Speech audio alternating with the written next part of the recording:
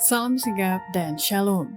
Renungan kita pada hari ini, Rabu 26 April 2023, berjudul Tuhan hanya mengizinkan kesedihan. Ayat intinya terdapat di dalam Amsal 10 ayat 22. Berkat Tuhanlah yang menjadikan kaya, susah payah tidak akan menambahinya.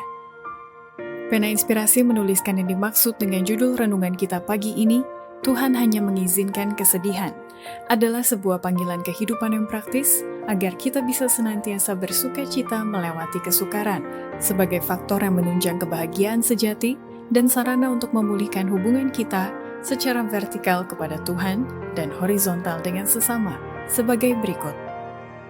Pertama, tulisan Salomo mengatakan bahwa Tuhan hanya mengizinkan kesedihan adalah kesedihan itu tidak boleh berlarut-larut.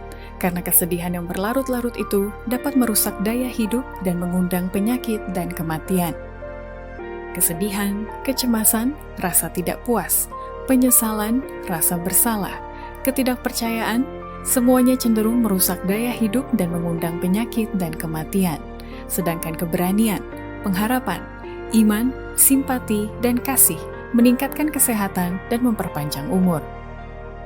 Kedua, tulisan Salomo mengatakan bahwa Tuhan hanya mengizinkan kesedihan adalah, sekalipun kita dalam kesedihan, tetapi kita harus tetap mengarahkan pandangan kepada Kristus dan berjalan terus bersama Dia, serta selalu memuji Tuhan di dalam hati. Majulah terus, seolah-olah setiap doa yang dilayangkan itu akan sampai pada tahta Allah dan ditanggapi sesuai dengan janji-janjinya yang tidak pernah gagal. Mengarahkan pandangan kepada Kristus adalah harus berjalan terus bersama Dia dan selalu memuji Tuhan di dalam hati, walaupun pada saat mengalami tekanan atau rasa beban berat dan kesedihan. Karena terang akan datang, sukacita akan menjadi milik kita, dan kabut dan awan akan lenyap, dan kita akan melewati kuasa yang menyesakkan napas dari bayang-bayang dan kegelapan masuk ke dalam matahari terang hadirat-Nya.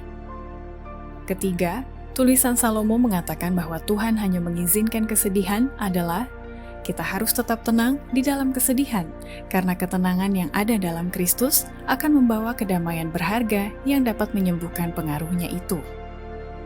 Seberapa pahitnya pun kesedihan itu, kita harus memupuk suatu roh yang tenang dalam Yesus. Ketenangan yang ada dalam Kristus Yesus, kedamaian Kristus, betapa berharga dan betapa menyembuhkan pengaruhnya. Betapa melegakan kepada jiwa yang tertindas. Seberapa gelapnya pun masa depan kita, biarlah kita memupuk satu roh mengharap pada sesuatu yang baik.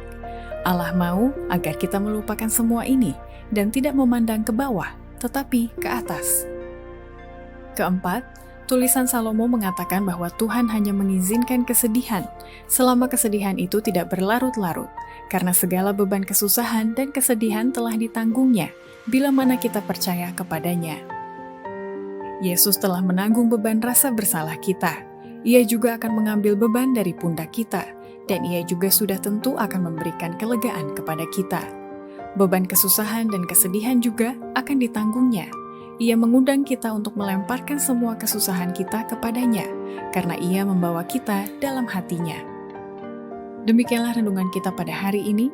Kiranya Tuhan memberkati kita semua.